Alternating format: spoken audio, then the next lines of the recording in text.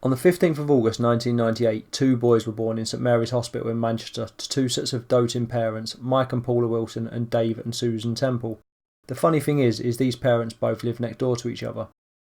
Paula and Susan had both been working together for over a decade in the clothing department at Marks and Spencer's in the Arndale Centre. And Mike and Dave have both worked in the Kylex factory in Stretford, where they met 20 years ago and became best friends. They would often lose the whole day in their local pub, the Old Nag's Head, just talking about their work and their number one passion, football. Although these two men were good friends and lived next door to each other, on most Saturday mornings they each went their own way. Mike went off to watch Manchester United, who were fiercely dominant in English football, and Dave went off to watch his team, Manchester City, who had just last season been relegated to the old Division 2. Both men would banter with each other, with Mike coming out on top the majority of the time due to Manchester United standings compared to Man City.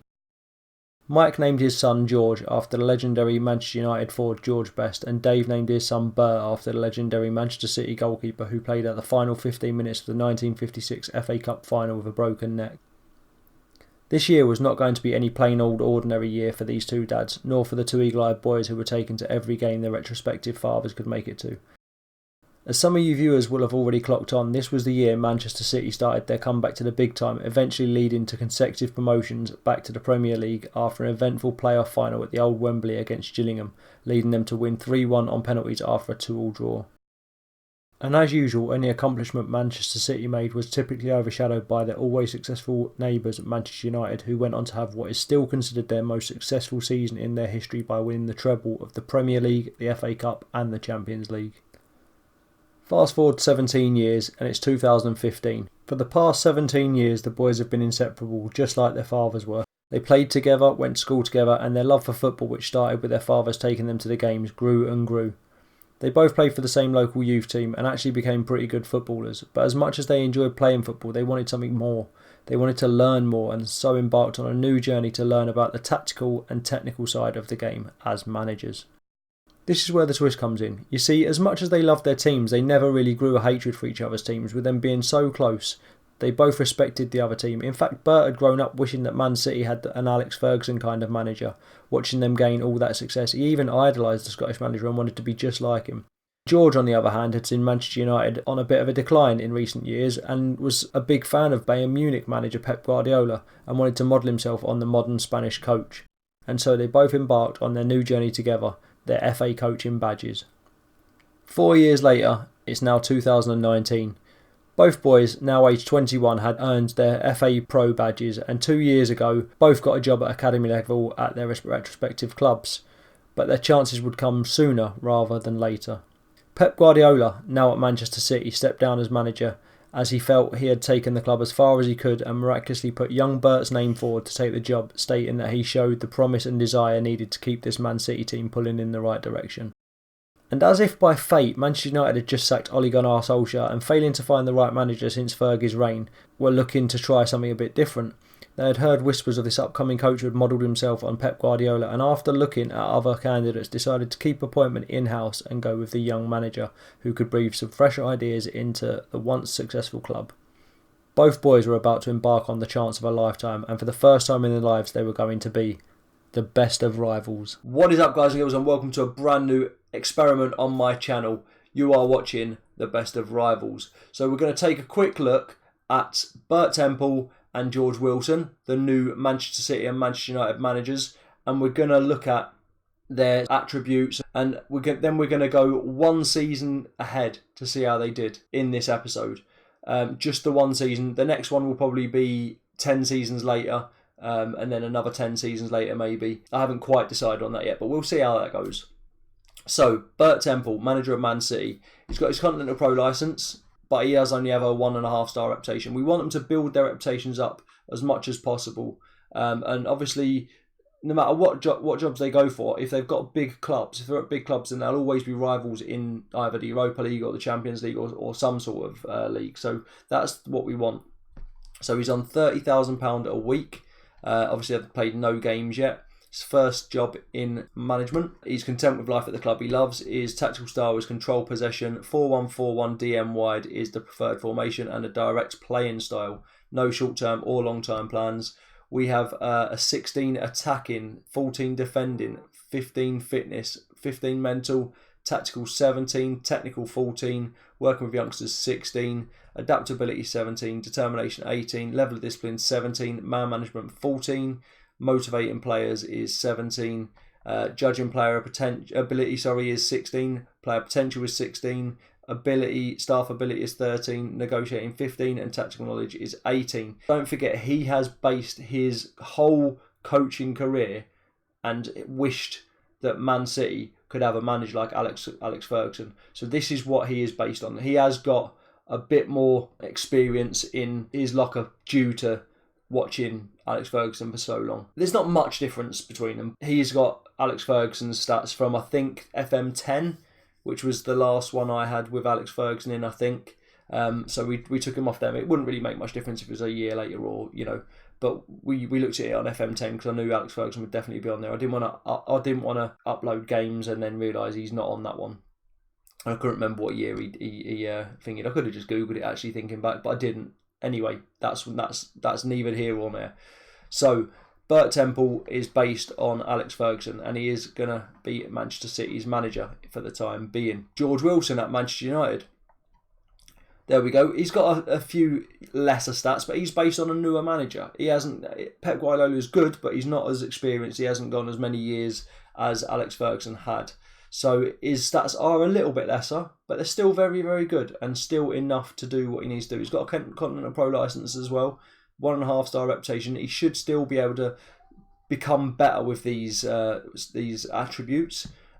He's 42 years old. He shouldn't be 42 years old. Hopefully that won't make much difference because I can't be bothered to go and change all that now. It just might mean we'd have to end it a bit earlier than preferred because he's got 20 years on thingy. He should be 20, but he's not. Not a big deal. Hopefully not a big deal. So we've got a 13 attacking, defending 9, fitness 10, mental 16, tactical and technical both 11, 17 working with youngsters, adaptability is 12, determination 16, disciplines 19, man management is 15, motivating 16, player ability 15, player potential 15, staff ability 14, negotiating 11, and tactical knowledge 16.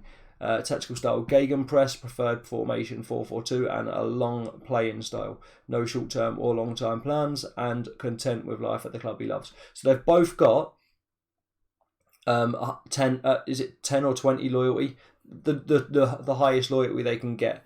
They've both got that, and so they won't leave unless they're sacked. As far as I know, that's what I think. They shouldn't leave unless they get sacked. We do want to keep them here as long as possible, but if they go out and branch out and go elsewhere, that's completely fine. It's not going to be the end of the world. We can work with it. I think the game stops when they're not really in a competition together. Maybe we'll go one season after that, but we'll see.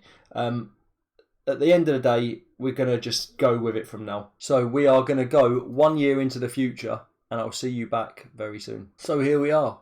Exactly 1 year to the day. Let's have a look at the league table first, just to give us a little idea of what's gone on. So Man City won. Man City won it by a long shot as well. Best goal difference, 92 points, 16 points above Liverpool. And Man United finished 6th. Okay, so let's have a look at Bert first then. He is still the manager of Man City, and so he should be. Wow, his reputation's gone up 2 full stars. Played 60 games, won 42 games. 70% win percentage, that's incredible. Scored 112 goals for, 49 goals against. That's incredible. Lost 8 games all season. That's not so great. He drew quite a few as well. But a 70% win ratio is very, very good. So yeah, he's looking pretty good. I can't believe he's gone up 2 full stars from 1.5 stars to 3.5 stars. That's a bit mental. Let's have a look at Man City's transfers. Wait a minute, he didn't bring in, was he? He must have. He's brought in Harry Kane for 111 million, Moussa Dembele for 56 million, and Weston McKennie for 55 million.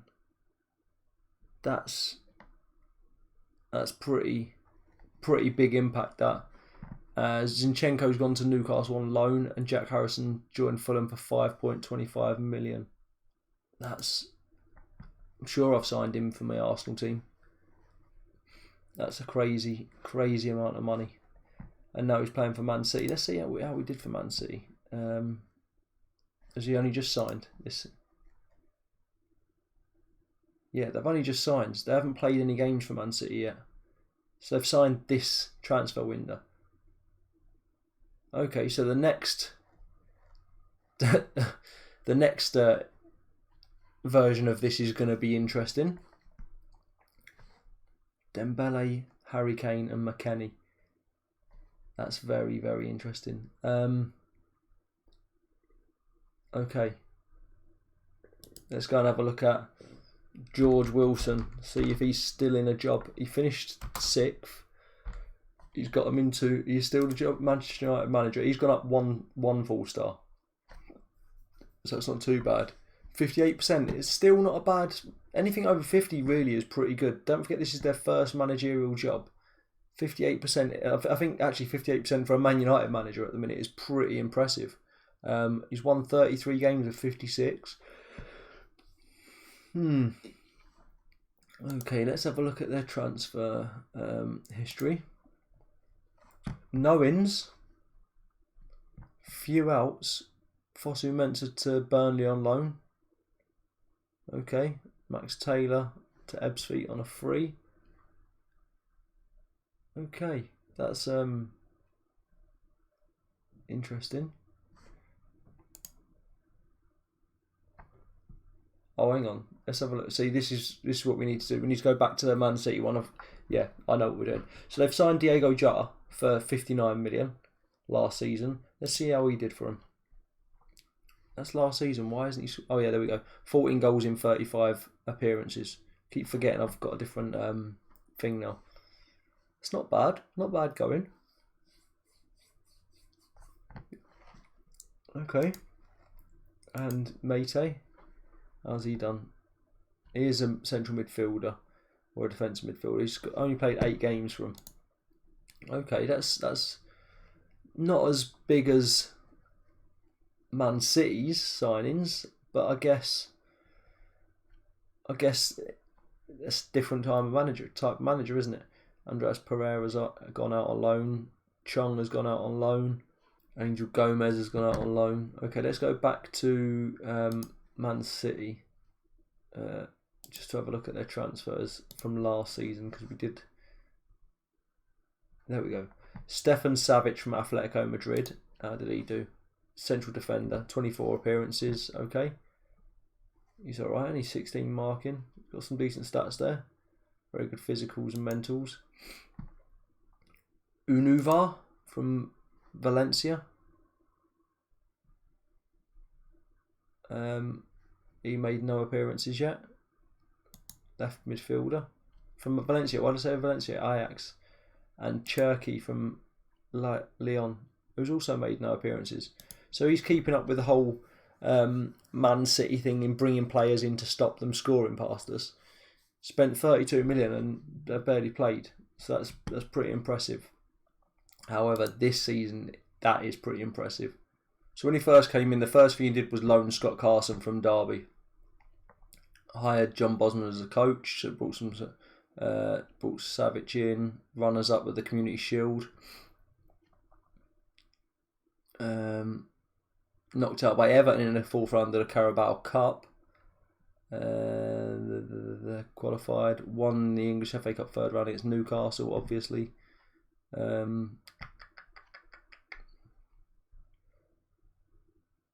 Okay, knocked out by Liverpool in the Champions League.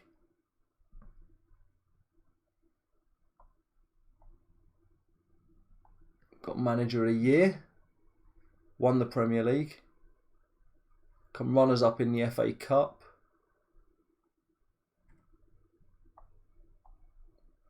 Brought Harry Kane in.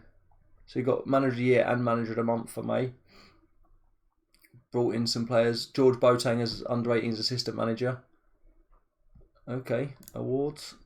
Yeah, there we go. Manager of the Year, Premier Manager Month, Premier Division month for May and August. So we've got the English Premier Division and the FA Cup runners up. Interesting. Let's go and take a look at George.